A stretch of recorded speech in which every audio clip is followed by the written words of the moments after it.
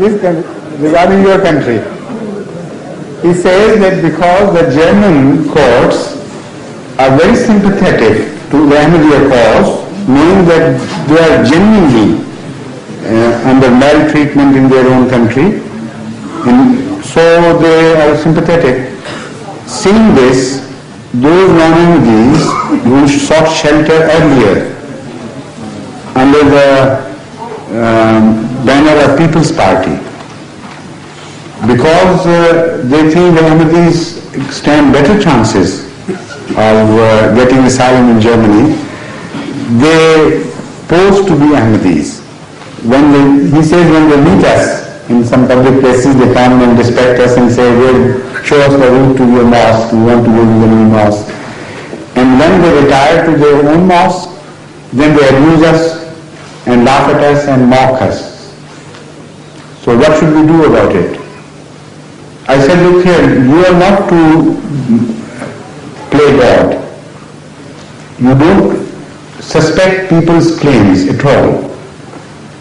And if somebody wants to, he said, so we don't show the way to our mosque to anyone. I said, this is wrong. If somebody approaches you and wants to learn about Ahmadiyyat and want to have access to your mosque, you have no right to stop him. Because then he will be behaving like God. You say, I know what is in your heart and you are wrong.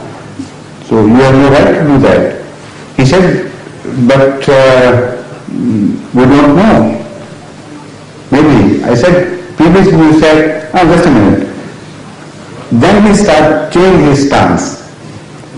He said, well, when we know it about what they do, I said, when you know about such people, then act according to your knowledge. But only in those particular cases where you know that these people are hostile and they are just being hypocritical about it, about them you have the right.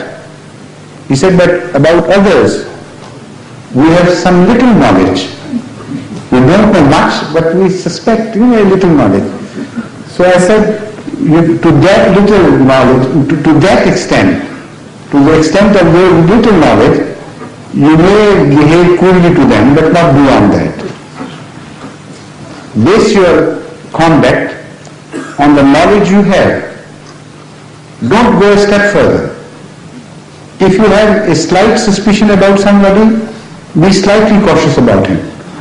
If you have greater suspicions, be more suspicious and more cautious. If you know positively, then act positively.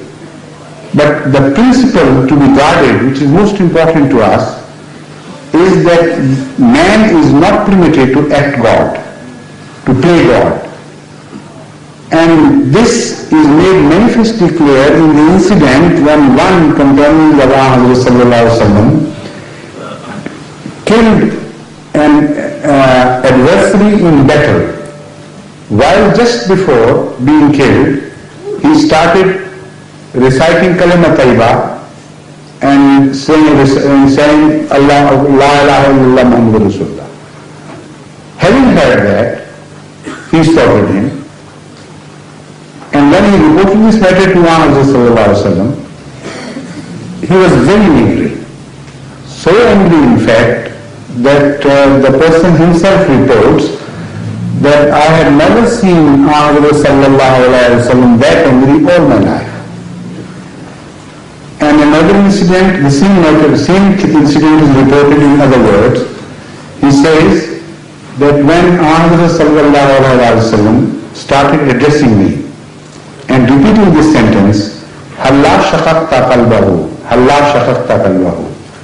Before murdering him, why didn't you open up his heart and see for yourself whether he was truthful or a liar?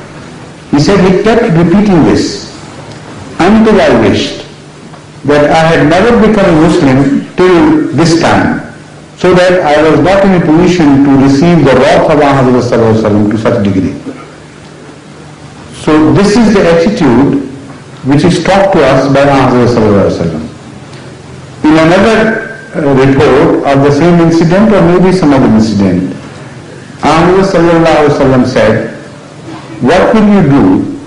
how will you defend yourself against the kalima, against the shahada, that there is no God but Allah, when after resurrection, on the day of judgment, this kalma appears as a witness against you?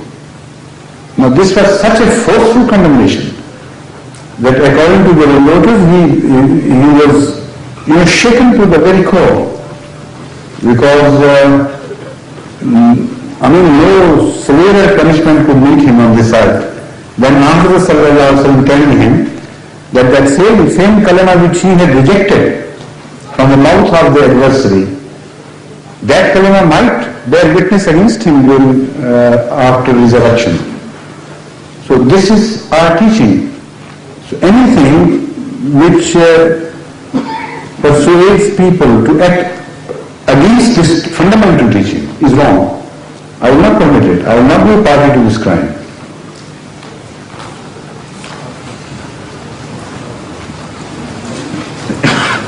Now, I must make it clear that to suspect somebody of some mischief and to guard yourself not to injure him, that is a different thing altogether. Sahaba Kiram, the companions of Ahmad were cautious in defending Ahmad, in defending Islam and its values against the suspects. But they did not deprive them of their due rights. They are two different things. So you must not accept every claim in a manner as to be unwary about your own rights. The teaching is that you must not trample others' rights due to your suspicions, but to watch your rights and to defend your rights and to be more wary, that is not against the teachings of Islam.